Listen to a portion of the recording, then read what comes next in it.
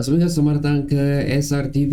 Jadi penceritaan kali ini adalah memerhatikan dua perlawanan terakhir untuk Sabah FC di Saingan Liga Super ni yang tidak lama lagi akan berakhir lah. Itu pada 9 Mei menentang Brunei di PMM dan seterusnya pada 15 Mei menentang Terengganu. First of all, minta maaf.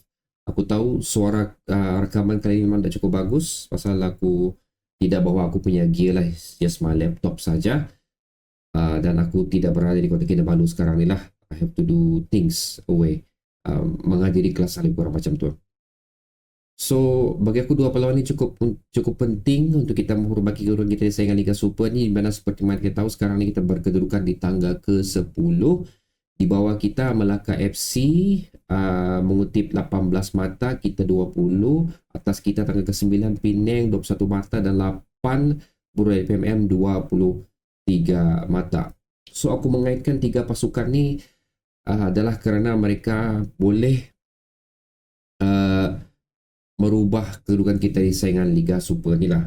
Lebih kurang macam tu. That's why kenapa aku kaitkan tiga pasukan ni. Even sebenarnya Negeri Sembilan pun boleh kita kaitkan juga. Tapi aku tak nampak kita sampai ke sana lah. Cuma yang terbaik boleh kita lakukan sekarang ni adalah cuba untuk mendaki dua anak tangga bila berlabuhnya saingan bola sepak tempatan kita ni.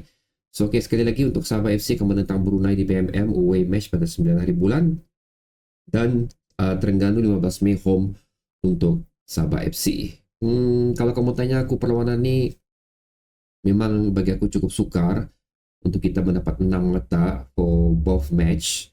Tapi aku mengharapkan at least 4 mata boleh dibawa balik lah setelah berlabuhnya saingan Liga Super ni.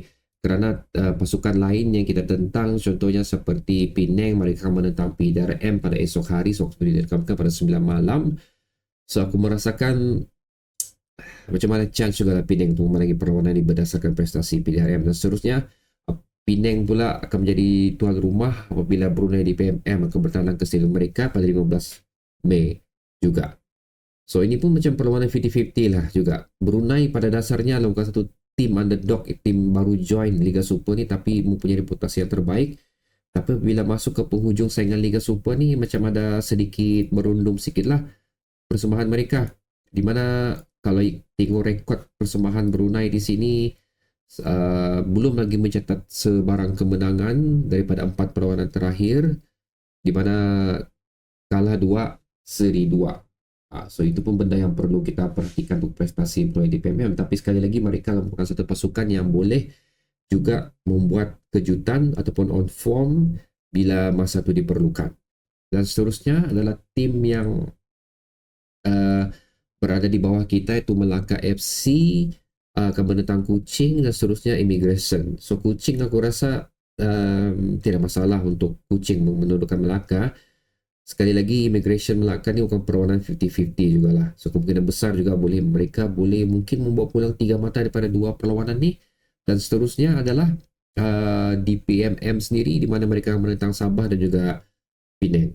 So actually kalau dari segi semua fixtures yang aku sebut tadi tu, Brunei di PMM agak sukar sikit lah untuk mereka mengharungi perlawanan terakhir saingan Liga Super ni. So sekiranya Sabah FC mampu untuk mengutip 6 mata daripada 2 perlawanan ni, membuatkan mata kita menjadi 26, actually ada chances untuk kita merebut tangga ke-8.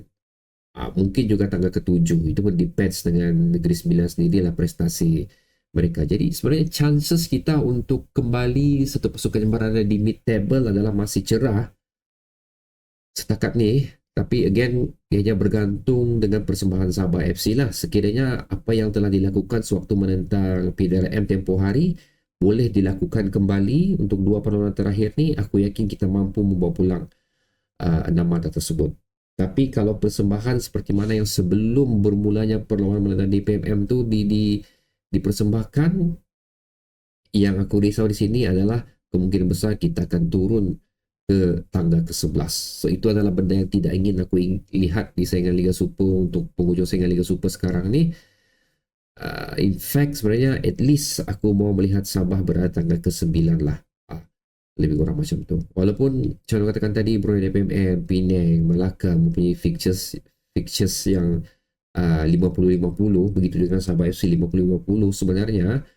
Cuma apa yang penting sini adalah untuk Sabah FC lebih fokus kepada permainan mereka untuk perlawanan Sakit Baki akan datang, dan seterusnya kita menaruh orang berharap sajalah pasukan yang seperti yang sebut tadi, Brunei, Penang dan juga Melaka, tidak mendapat result yang mereka inginkan pada perlawanan yang akan datang ni. So sekali lagi katakan di sini, chances kita untuk memperbaiki kedudukan masih bagus sebenarnya. So aku harap ianya tidak dipersia-siakan, pasal bagi aku ianya cukup penting lah untuk persiapan kita di musim yang akan datang. So okay guys, itu adalah perkongsian aku untuk dua perlawanan terakhir Sabah FC ini, dan aku menjagakan sekali lagi kemungkinan besar at least 4 mata yang boleh kita kutip lah, tapi of course aku mengharapkan 6 mata sebenarnya daripada dua perlawanan terakhir ni. So bagaimana pula pendapat anda untuk dua perlawanan terakhir untuk Sabah FC dan juga beberapa tim lain yang melibatkan perubahan kedudukan kita ni? Adakah anda merasakan mereka pun boleh mendapat result yang kita inginkan, ataupun satu miracle akan terjadi di penghujung saingan Liga Super ni, di mana tiba-tiba Sabah melonjak ke tangga ke-7? Letakkan pendapat anda di dalam komentar bawah. Bertemu lagi video seterusnya guys. Assalamualaikum.